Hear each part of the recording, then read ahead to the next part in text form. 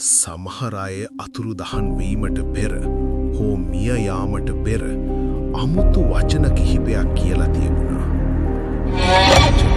ඒ වෙලාවේ කිසිවෙකු ගණන් ගත්තේ නැහැ. නමුත් පසුව ඒ වචන අනතුරු ඇඟවීමක් වගේ බවට පත් වුණා. මිනිස් මනස සමහරවිට ඉදිරියේ එන අනතුරු නැගෙනවා. ඒක අහම්බයක්.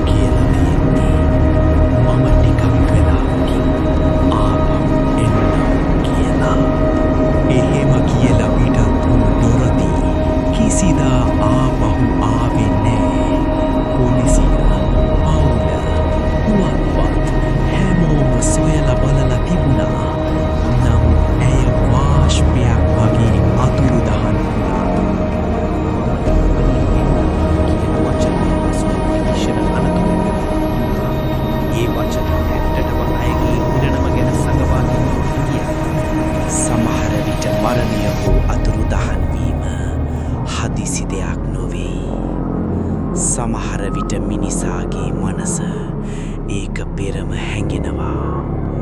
ඒ හැඟීම වචන බවට පත් වූ විට